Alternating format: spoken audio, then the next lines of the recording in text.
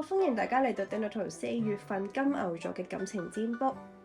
如果你需要一個針對翻你個人同埋詳盡啲嘅占卜，可以透過左上角嘅聯絡方法同我預約做個占卜嘅。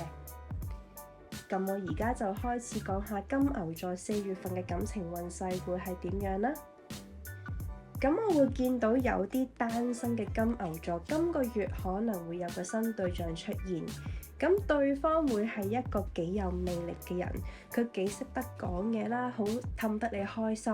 咁而且你都覺得佢好似幾叻咁樣。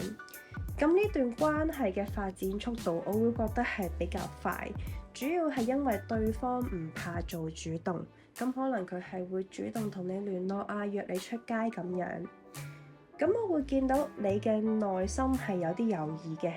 你唔係對呢個人冇興趣㗎喎，咁但係你自己又會驚受傷，又或者係你俾咗一啲限制自己啊，令到你成日都覺得呢段關係未必有將來。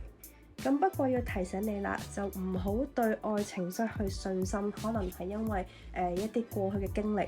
咁因為除咗你俾機會人之外，你都要俾機會自己去試下嘅。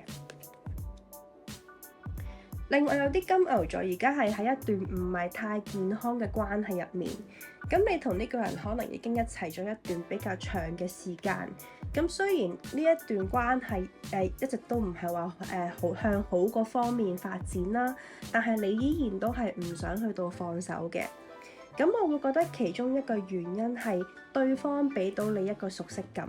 呢一個舒適圈令到你唔想離開，亦都會覺得重新開始另一段關係會好麻煩。咁另一個更大嘅原因，我會覺得係因為唔甘心啊！你會覺得自己已經付出咗好多，唔認為呢一刻要放棄。咁其實你身邊好多人呢都有同過你講話呢個人其實唔適合你㗎啦，但係你都唔會聽佢哋講嘅。咁但係我見到嘅係，其實你同呢個對象嘅關係短期內呢都唔會話有啲咩嘅改變。